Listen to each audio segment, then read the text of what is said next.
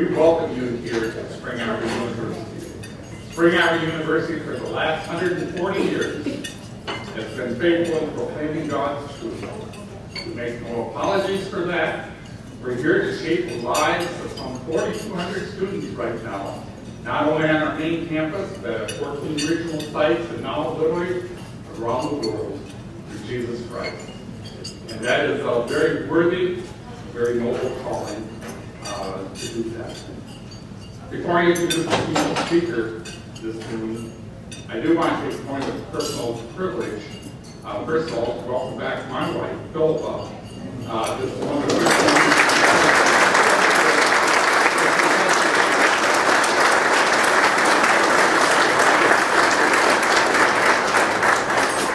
we would not be sitting here if it had not been because of a long relationship that Spring Arbor University and also myself personally have had with Tom Cobb. Back when we were first looking, and I was a student here, to build the student center, the Crusty Student Center, it was his family that gave a 7-figure gift to make this facility, the original part of this facility, possible. Tom, for your generosity and what you did, we want to say thank you to you. But more than that, our friendship back in 1970 when I went to work with Michigan State University. From that time on, up until the current day, Tom and I have, and his family have been close friends with our family. We shared hockey tickets together. We went to football games together. He served on my plan getting committee. We traveled over to Italy together. Had many memorable occasions. And Tom for making the Thomas Cobb Presidential Lecture Series available to bring voices that Spring Arbor University needs to hear. We thank you. Please stand. Let us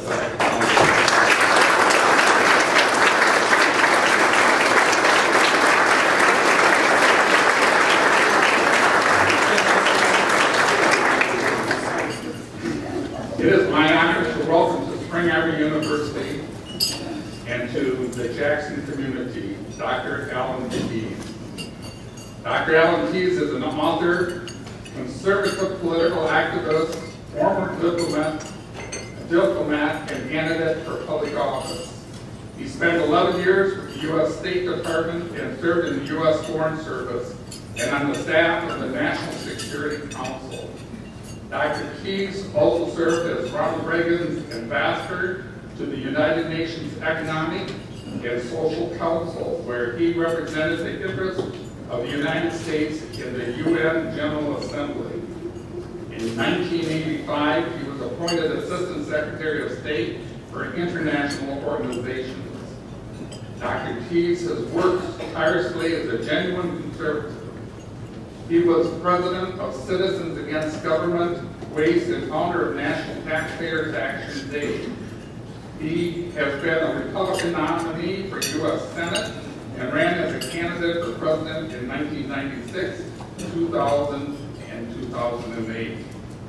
His political views are consistently based on Americans' founding ideals of the Declaration of Independence and the Constitution. Dr. Keyes has also hosted a syndicated radio show throughout the 1990s, America Wake Up Call, a national television commentary show. Alan Keyes is Making Sense. He is currently writing books and speaking publicly on America's moral crisis. Ladies and gentlemen, please join me in welcoming to our university, the Jackson community, Ambassador Alan Keyes.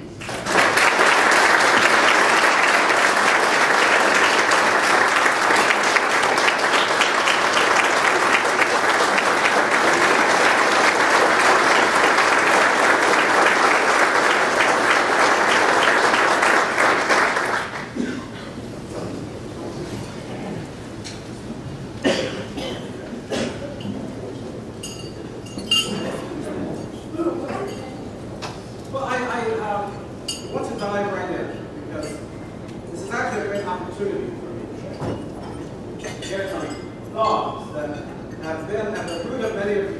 I have tried to articulate over the course of the years, but on account, I guess, of the fact that we are now confronting events that are bringing the fate of our country to a head, the one little piece of wisdom that I think people actually stumbled upon in the midst of so many errors was that the owl of the river spreads its wings of dust. Sometimes you can see things more clearly in terms of what are the essentials of a way of life when that way of life is at risk of perishing. And sadly, for us, that is exactly where we are today. And I don't think that we should fool ourselves. Someone said to me, a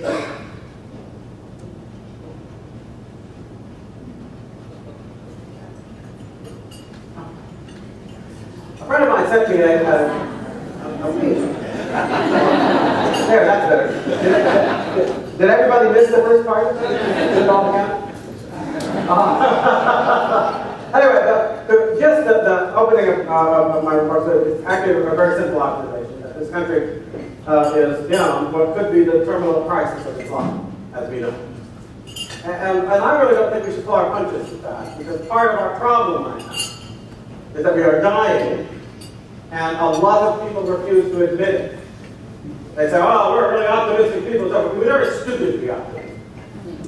The reputation of Americans was not that we ignored reality and ran through the world with a wide smile on our face like nothing was happening. We, in fact, have the reputation of being hard-headed folks of common sense, whom it wasn't easy to fool. And if that's still part of our makeup, then part of that is to look reality in the eye. Not turn away from it, pretend, bury your head in the sand, put the music up louder, and think you're going to be okay. We are not okay. The Republic is near death.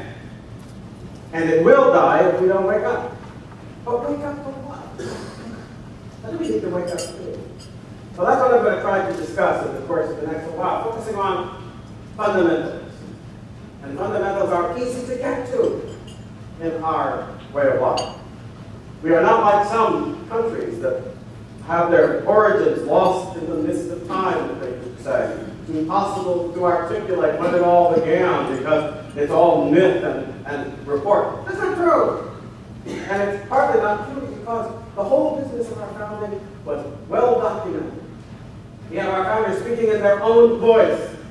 And we have major documents that school children used to know, some of them still do, that articulated in a profoundly succinct manner the fundamental self-evident truths, they call them, on which the country is based. And the first of these self-evident truths and its consequences are what I want to talk about today. And what you say is the first self-evident truth? Well, if you just listen to the word, these truths to be self-evident, that all men are created equal, etc. You would think, well, there's that equality, there's validity, and so forth. Sometimes, when you're looking for the answer to a question, you have to consider what it is that you're taking for granted. And what is it that is taken for granted when the Declaration articulates the self-evident truths that we're endowed by our Creator for certain unalienable rights and liberties? Well, what's taken for granted is actually what they grant in the first part of the Declaration that isn't often quoted, because it looks like it's just about the circumstances from which the Declaration emerged, when it, of course, is doing it. And in describing the situation of the country, they said that it's one of those times when the people of a country have to assume among the powers of the earth that station to which the laws of nature and of nature's God. And it's only after that that they refer to the Creator. For who is the Creator? The Creator is nature's God, the one who, having created it, established the laws that govern it, established the regular relationships that prevail among its different parts in order to constitute each thing as what it is, and to constitute them all in their relationship to one another. That's what a law is. We sometimes forget that, but we should remember it when we use it, particularly of scientific theories and other things that come to be respected because of their account of the regular relationships between things in motion or at rest, right? And we call them laws. Well, God constitutes those relationships. That's what the Declaration says. Now, to start with, and to understand why I think we're at the point of some difficulty, what I just said is historical fact. It is without doubt undeniable truth. That's what the country was founded on, because that Declaration of Independence was the first action by the people of the United States as such. First time. That's what it meant when they said to assume among the powers of the earth. This was the first time they came forward to speak as what we take for granted today. A united people, one nation. And the first thing they did when they came forward was to acknowledge the authority of God as the lawgiver.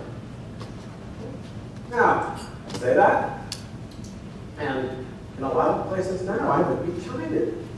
I have been. I've actually had pastors who chided me for making my arguments in terms of this very fact. Because, well, you're a politician, you're not a preacher. I just spoke to you as a politician. I just spoke to you as a citizen. I just spoke to you as someone simply intending to remind us all of the very first premise of the existence of our country as a political entity. And that very first premise, the premise of all right and justice, is that there is God, that He created nature, and that in that creation He exercised an authority that we must respect. That is the premise of who we are. That people sitting on the Supreme Court have taken it upon themselves to argue that somehow or another the Constitution requires separation of church and state. And I tell people all the time, this is the law. Nothing in the Constitution of the United States requires separation, nor could it. Because you cannot separate the country from its founding premise without destroying it. And I'll be quite frank, the people who promoted that doctrine are and were people who intend to destroy it, and who are right now succeeding in its destruction. But why? Well, because, let's assume for a moment that they succeed, as they have in many quarters, in their wish to remove God from the equation of our discussion of what our nation is all about. Now, we still have gone on all these decades of my life. We have gone on talking about rights. We talk about rights, that's the word that's used in the Declaration, certain unalienable rights. And we talk about them as if they mean something, and we talk about them as if they matter, and we'll even talk about them as they are doing now in the context of so-called homosexual marriage, as if rights trump laws. You know that. There is a certain kind of assertion of right in this country, assertion I have the right, and you have to respect my rights, that laws do not get to violate. So the legislature can't pass a law that violates it. And the Constitution makes this plain in the Bill of Rights. Yes, Congress is prohibited from doing certain things. But what we often forget is that the Constitution also makes it plain that the Constitution is not the only source of our understanding of our rights. Where does it make this plain? As I remember in New Hampshire, years ago, talking to a young lady from one of the schools there, and she was interviewing me. We got into a discussion of rights, and she was asking me why I was always making such an emphasis on the Declaration of Rights and so forth and so on. And we got into a discussion on the place of rights in America's life. And it led me to ask her, in the course of our exchange, where she thought our rights came from. And she gave the answer that is quite common today, not only from young people as she was, but also from lawyers and from justices on the Supreme Court. Our rights come from the Constitution. So there are two questions. One I asked her at the time, which was a very simple one. Well, okay, if our rights come from the Constitution, and that's how we know what they are, how did the people who wrote the Constitution know what they were? You can't read the Constitution when it has to be written yet. And since they couldn't read the Constitution, they couldn't have gotten the understanding of unalienable rights in the Constitution. Where did they get? Where did it come from? Where do you find it? She couldn't answer. As most people, and I'm not disparaging her because of her youth or anything, because to tell you the truth, you could take the most erudite lawyer in this country and ask that same question. And given what they are taught now in law school, he would be forbidden to give you the answer by what he learned. Okay? That's where we have come. So she gives that answer. But there's another place where this very problem, question is raised. And that's the Ninth Amendment. You remember the Ninth Amendment? Does anybody here remember the Ninth Amendment? Can anybody quote the Ninth Amendment to me even relatively well? You shall not bear false witness. Oh, that's the Ninth Commandment. The Ninth Amendment.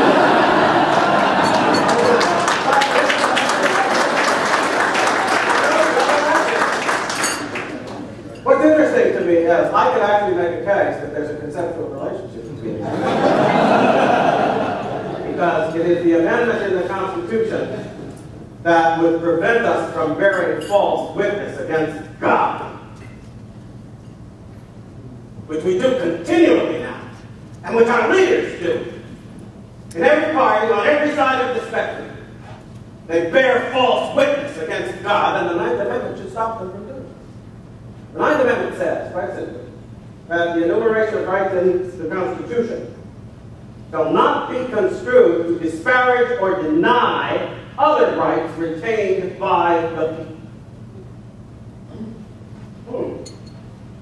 Here we have the Constitution in which people say we get rights, and the Constitution says, no, wait a minute. There are rights not mentioned in here that the people retain. Okay? Now, by the way, the only mentions of the Ninth Amendment that has occurred, as far as I can tell, with any authoritative purpose from the Supreme Court and all, have been in the context of their efforts every now and again to fabricate new rights that have no basis in the Constitution, like the right to kill children in the womb. In that decision, however, the decision are on with the right to privacy. The Ninth Amendment is mentioned. It is, however, not used in the argument. And there's a good reason. See, because the Ninth Amendment says that it shall not be used to deny or disparage rights retained. You can't retain something you don't already have. So the Ninth Amendment does not authorize anybody to invent new rights. You can only retain what you've already got. Which means that the people at the time the Constitution was written already had these rights. So, and it also means, by the way, the Constitution is the Ninth Amendment. And it says that the Constitution shall not be construed, it shall not be interpreted, constructed, or in any way applied to deny or disparage these rights. That means that there is actually an authoritative source of rights, not the Constitution, which the Constitution acknowledges to be immune from its sovereignty. So the sovereignty expressed in the Constitution cannot deny or disparage these rights. Which means it's what? It's a sovereignty higher than the Constitution. Interesting. What have we got here? The Constitution pointing to the existence of a prior sovereignty that established in people rights not mentioned in the Constitution, that the Constitution cannot be construed to deny or disparage. Who could that possibly be? What sovereign could that possibly be? Not going to find the answer in the Constitution. You will find the answer, however, in that other document in the organic law of the United States. Now that is a reference that a lot of people don't make anymore. They don't like to make it because the folks who try to pretend that the doctrine of separation is essential to our Constitution and to our way of life, they want to pretend that because the Constitution doesn't mention God as the heavenly mountain. And so they don't want to allude to the fact that from the very beginning of the country, by act of Congress, the Declaration of Independence was declared to be part of the organic law of the United States. What does that mean? It's the law that defines what the country is. It's the law without which you cannot understand what the United States is. And what does the Declaration tell us? Well, it tells us what it does not. And it acknowledges that sovereignty. And what is more, it says directly that our inalienable rights come from that sovereign. Whoa! The answer to the question. The Ninth Amendment clearly indicates that there are unalienable rights which come to us from the sovereign God, and that sovereign over the laws of nature and nature's God has endowed us with unalienable rights, not mentioned in the Constitution, but which the Constitution shall not be construed to deny or disparage. Disparage being an interesting word. You can't even say anything bad about it. You can't act as if people who are exercising these rights are doing something wrong, because that violates the Ninth Amendment. Can anybody think of an example of any such rights?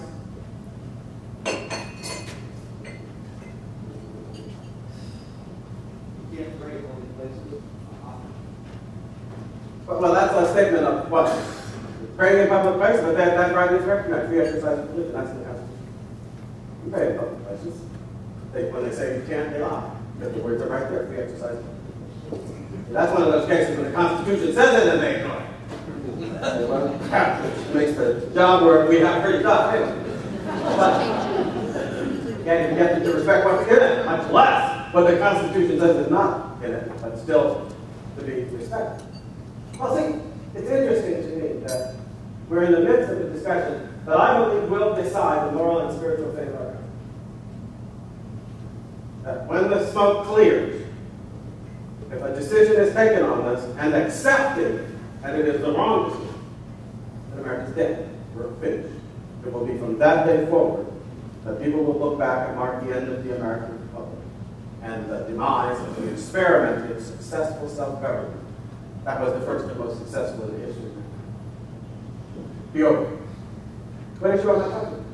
Same-sex marriage. Yes, yeah, we'll call it the issue of same-sex marriage. That's exactly right. But that's not the way I'm talking. Because same-sex marriage doesn't involve any right that's being disparaged. It's not. What, because the right to life, arguably, necessarily implies in the fact that you can't deprive me of life, liberty, or property. So, we're in the midst of a discussion that we define in terms of what people are saying they want to do. I want to get married to this person who's of the same sex. I want to have the respect and freedom that goes along with marriage. I don't want to feel ashamed and so forth. So, I'm thinking to myself, look, and I'm going to be vulgar here, so everybody hold your selves in readiness. Not as vulgar as you would have to get to discuss this matter, but how many people think that just because somebody, let's say, and I apologize for this, my wife always tells me I shouldn't use this example, but the ickiness of it conveys the point. What if we were to say that the fact that this person over here, starting in their young years in kindergarten, has had the habit of digging in their nostrils and eating what came out? And all through their lives, they have found people who are disgusted and won't want to have dinner with them and won't want to invite them over because of this. And they are saying that as other people have the right to eat steaks and chicken and so forth, they have a perfect right to eat what they choose to eat, and therefore they want to be recognized as having equal rights in spite of the aversion and disgust that people feel. How many Americans would argue that there's a fundamental right to picking your nose and even comes out in the presence of others, who will then not only not be able to criticize it, but will actually have to acknowledge it, and will actually have classes in school where we tell our children that it's okay. How many think that's a fundamental right? Nobody in their right mind would suggest that it was. What makes something a fundamental right that actually trumps the Constitution of the United States, trumps the laws that are duly passed by the procedures established by that Constitution? So if you trample upon such a right, what you do is null and void and can and must be resisted by people on the grounds of justice. What makes a right that powerful?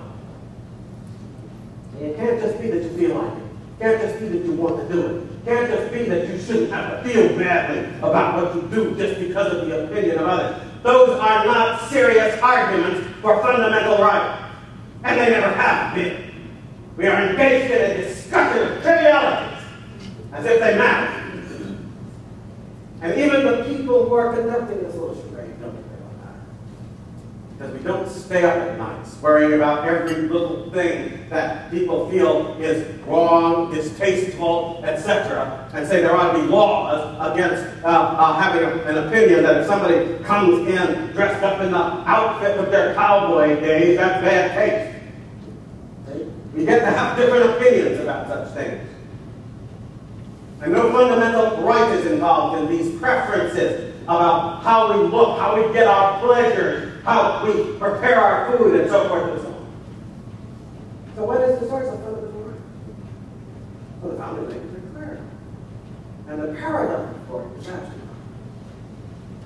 I remember once going to a high school, and I had to talk about these issues of rights and try to get them to understand this question of source of rights. And it occurred to me something that I've used ever since, as it seemed to work. Students walking down the hall on his way to class has about a minute left between the first bell and the second when he should be warming the chair. Principal stops that person and says, I have a note. Could you take it for me? I got a meeting I got to get to. Could you take this down to Miss So-and-so in the gymnasium? That's opposite direction from your classes. And of course, being as how it's the principal, he says, sure. Takes the note and starts walking toward the gymnasium. Now, his homeroom teacher runs into him. Notes his schedule back and forth. What have you done? You're supposed to be headed in the opposite direction. Your class is down this way. And the student then responds, well, the principal told me to take this note to the sun. What does the teacher do in response? Well, the teacher looks at him and says, oh, wow, the principal told you to do it fine, and then get on to your class. What does that mean? That means that the student, authorized by the highest authority in the school, has the right to go carry the note to the teacher because he has been authorized by the command of the one who's in charge. So if you are authorized in politics by the sovereign to do X, then if somebody tries to stop you, they are wrong. And when you protest against it and resist them and persist in performing your commission from the sovereign, you do what you not only have the right to do, because you have the obligation to do it. The sovereign having commanded you, the sovereign's will constitutes what is right, and you are doing it. You get that relationship? Right in the most serious sense arises from a command or obligation or disposition of the sovereign with respect to your activity. If it is commanded, authorized, sanctioned by the sovereign, then it is right to do it, and you have the right to do it. Now, not every human sovereign is going to be in a position where they're telling you to do what's right. Some human sovereigns, they say, go out there and mow down those innocent people. They say human sovereigns can get it wrong. What sovereign never gets it wrong? The sovereign of all. The sovereign who created the whole. The sovereign whose will is the disposition that informs the relationship between one thing and another and their interaction with each other. That relationship which constitutes a law for them. So what the sovereign wills at that highest level is always good. And therefore, what you do in response to the sovereign's command is always right, is always justified, and is never to be interfered with, not by any human power, however high it may think itself. Now, you see what I'm getting at? That's a serious doctrine of rights. It's a doctrine of rights that arises from the very source that our founders articulated as the source of rights, which is the will of the sovereign God who created the universe. And if what you do is a consequence of the determination of his will, then when you do it, you do what is right, and you have the right as you do it. See? And anyone who interferes, they do war against the sovereign of us all. And therefore, they are without authority, even if they have the power. And that is, by the way, one of the most important things to understand about the true concept of right. The true concept of right is a concept that establishes what is just, even if it is not honored. Now, the concept they want to substitute for it, Roosevelt started, this is a concept of freedom. And when, in the midst of war and depression and all this, he gave his famous War Freedom speech, and these people like applauded as having been such a wonderful articulation of American life, the foundation of the moral understanding that underlies the welfare state. Well, that may be why we're in such trouble. Because plugging in, as we are wont to do these days, take the word freedom and substitute it for right. And then try to make an argument with respect to rights. The great problem is that we have the freedom to do a great many things if we have power that every single one of us would know is wrong. If I have sufficient power, and people often did this. You know how people often acquired farms and wonderful fields? Even the people who were the founders of some of the great aristocracies in the world. Aristocracy in Great Britain. A bunch of them got their lands and domains as folks who had come over with the folks who came from Scandinavia to wreak havoc in Great Britain from time to time. And after they wreaked havoc for a while along the coast and in the villages, some of them got the idea, why do we do this whole visit, traveling back and forth, when we could just settle down and kick their butts every day? And they did. And before long, that's their right, that's their domain. How did they establish that right? They established that right with power. Because might makes right when you accept freedom as a substitute for right in your understanding of what justice is about. They don't have to justify themselves beyond the power that allows them successfully to impose their will. And so if they come to take your fields, and they come to take your land, and they come to take even your wives and your children, you submit to their right. They exercise their freedom because you have not the power to prevent it. But what our understanding of right did, what the understanding articulated by the founders made clear, is that it's possible for you to have all the power human beings are capable of having. But if you violate that which the sovereign of all says is true and right and just for me to do, then you may defeat me, but you will never have the right to rule my will. And that distinction between what is right and what people are free to do depends on what?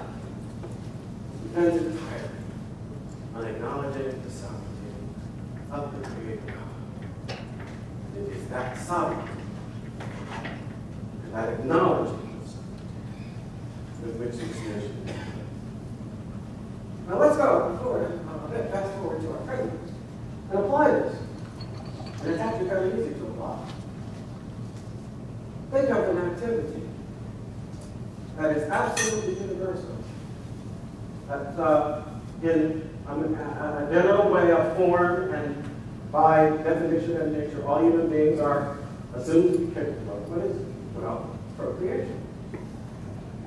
We're not privileged in that regard because many of the creatures procreate, and in fact, that's how they keep going. And we can do the same. What's different about us? Well, I was telling someone earlier, one of the breakthroughs in my own understanding of political theory, or at least my sense of my right to criticize some great philosophers. You know, it takes a time for a while when you're developing knowledge for you to realize that you don't have to believe that just because everybody admires him so what he says makes sense. So, and that's the day on which you really start reading these guys, when you realize that some don't make sense. As a matter of fact, the models don't make sense. And Rousseau says something that's very famous. He said, man was born free, and everywhere he is in chains. And when you're young, that just has a ring to it. Doesn't have a ring to it. Man was born free. Everywhere. You feel the sorrow in his heart. Man was born free. No, you're chains. It's terrible. always used to resonate with me, especially after my ancestors having been changed. You didn't know. But I read that and said, oh, there's some truth in that. But then I stopped at one point in my life and I said, okay. Because by that time I had started thinking about things in terms of not what was said, but what actually goes on. This is useful. So what actually goes on? Well, I look at people when they're born. And people, when they're born, as they have been born all through the human history, how are you born? You are born as a helpless infant. Now, if you're, imagine a helpless newborn infant lying on the ground. Mother is perhaps lying a little bit away.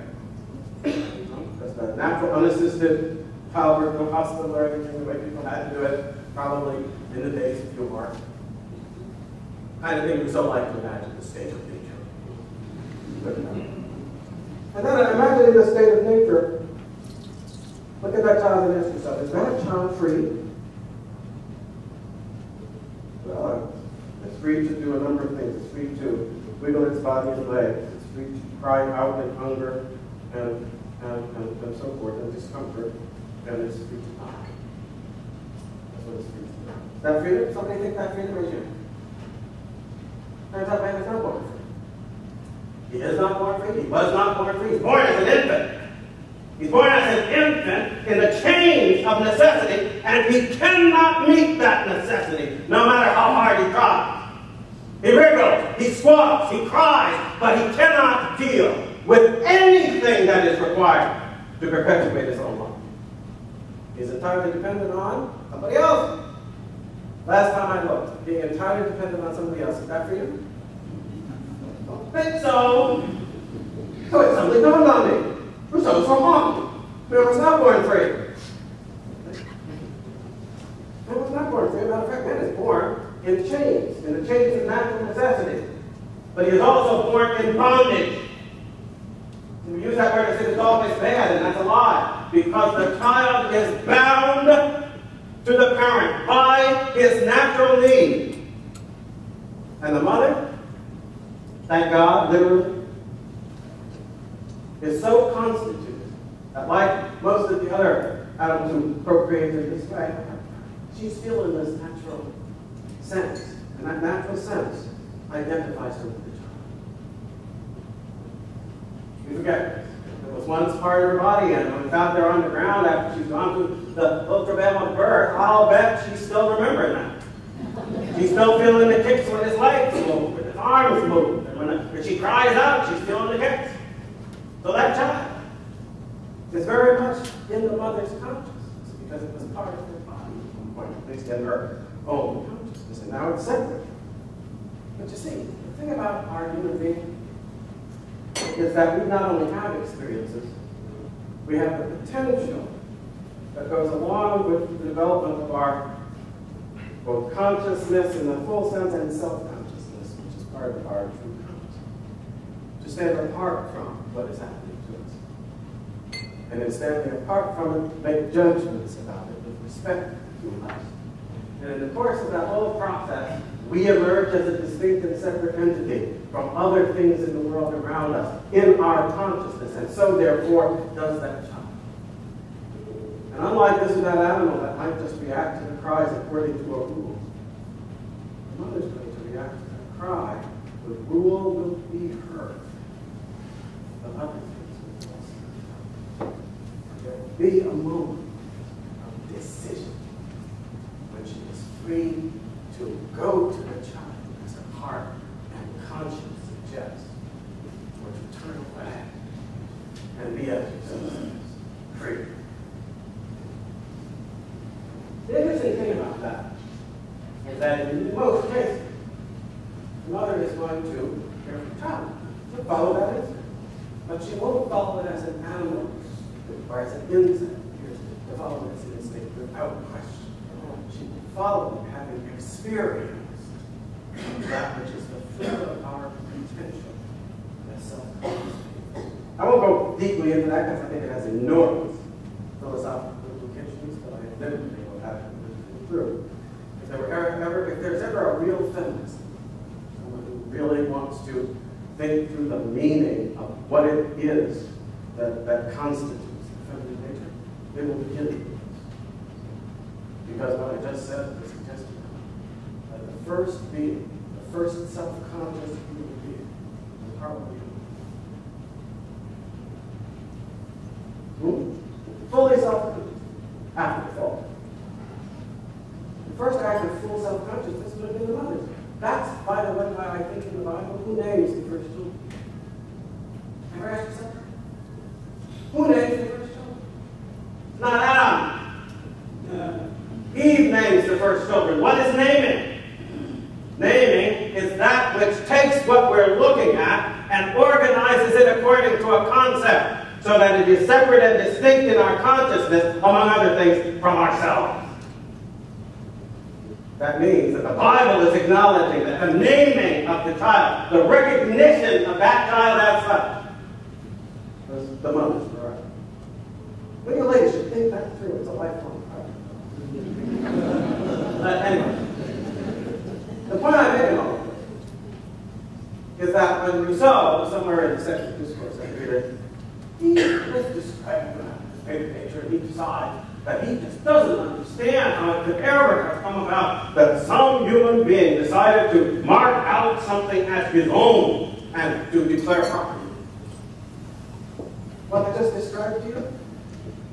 The moment when the mother, by virtue of her willing consent to the urging of God in her nature and her conscience, moves to take that child into her arms and acknowledge this is my responsibility.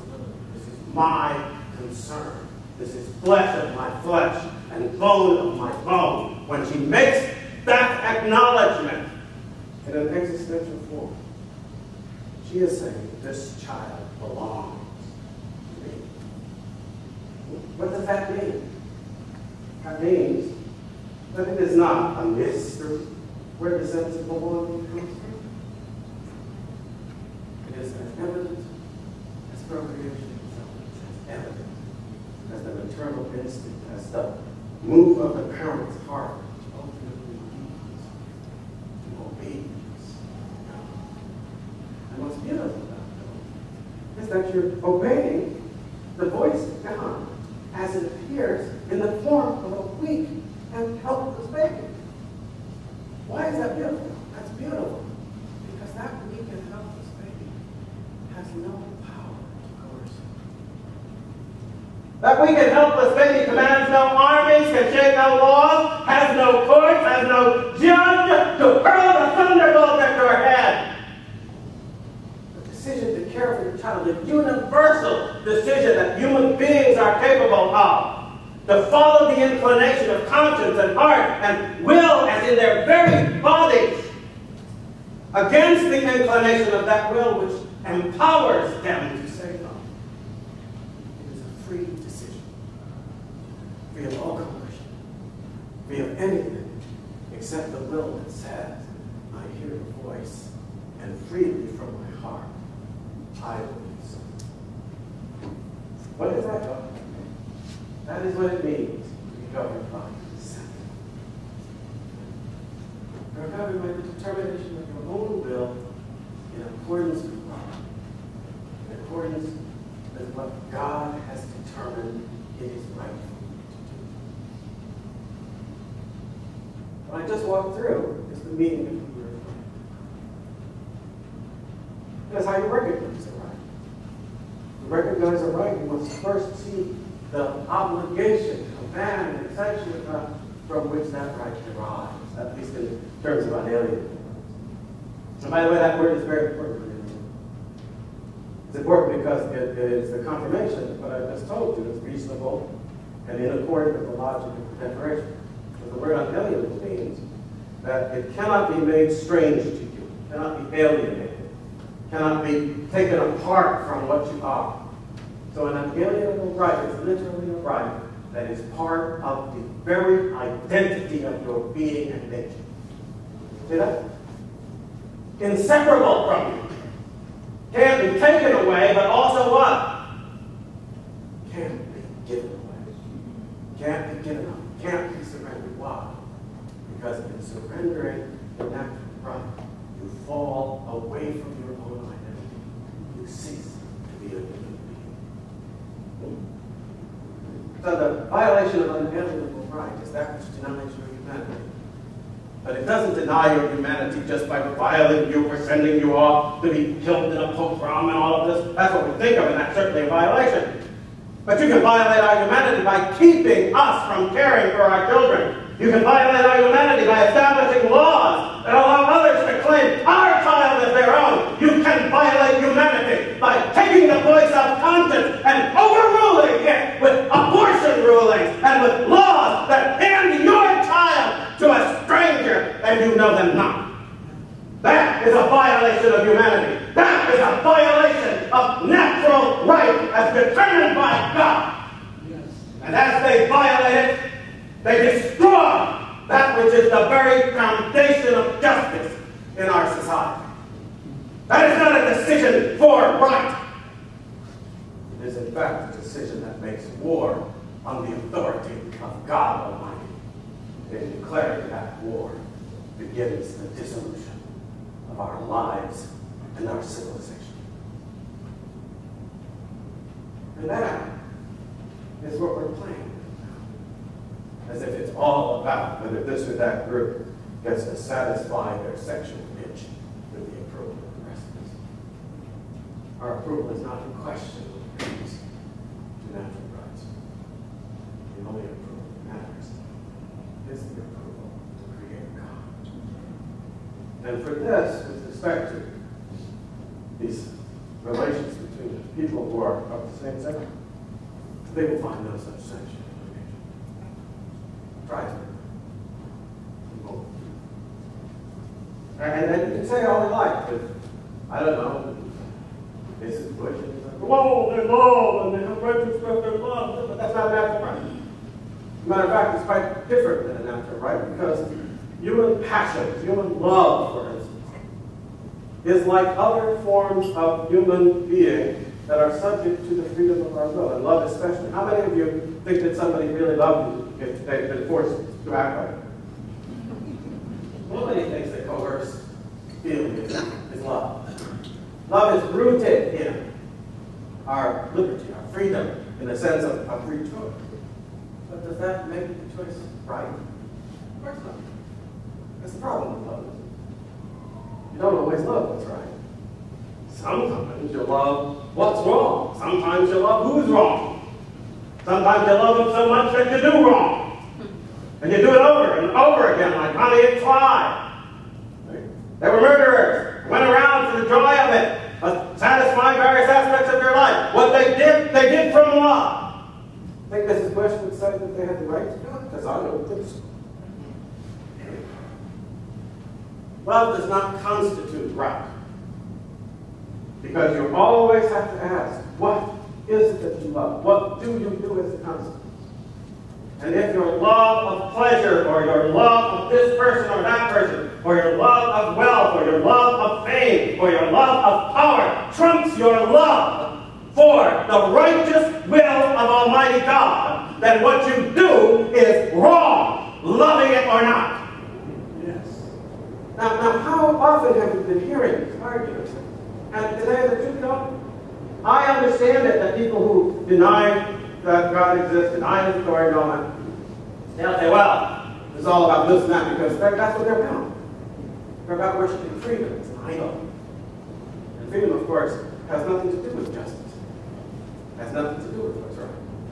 It has to do with what you have the power to get away with. That's what freedom is about.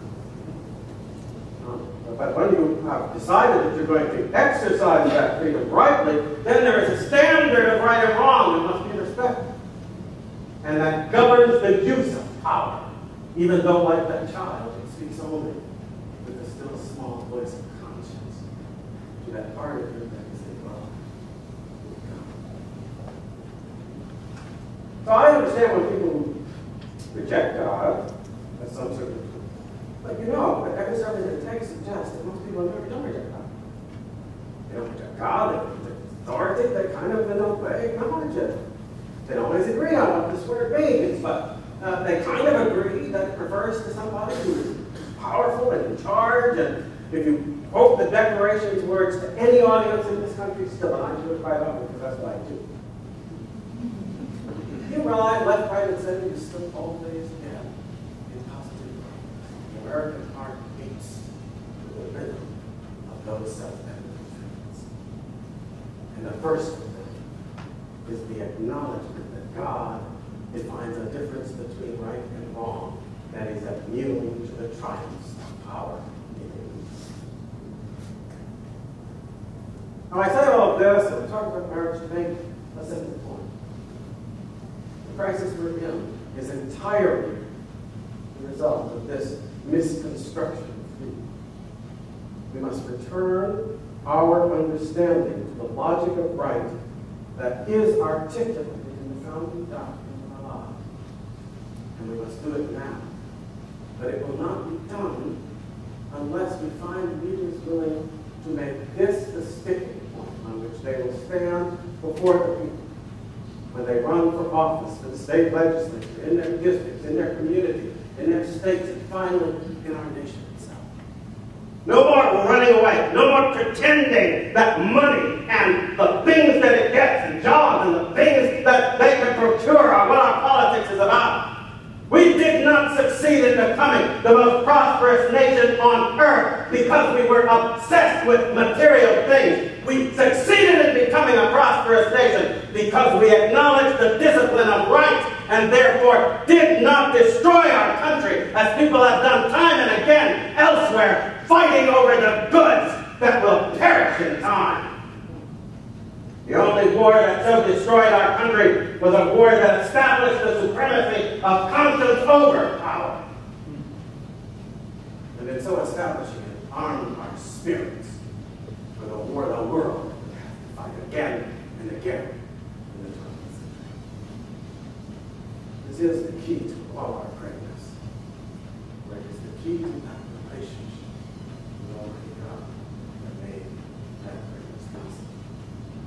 The choice, whether it's the issue of homosexual marriage or abortion or any of those issues, that boil down in the end not to someone's freedom to do what they want, but to our right as a people to choose and do what pleases God. We shall always have that right. And if we always have it and always stand for it and always exercise it, even though it means that we must face death to do so, then we shall rise again as our forebears did, to overthrow injustice, to defend the weak, to vindicate those who may not be strong in power, but who are strong in their faith and reliance on the righteousness of God. We will rise to be a nation again, and in so rising we will lift again the hope that we have time to get into the kingdom, not just for ourselves, but for all those people who we have collectively and in some way represented this nation, offering a hope not to Americans, but to all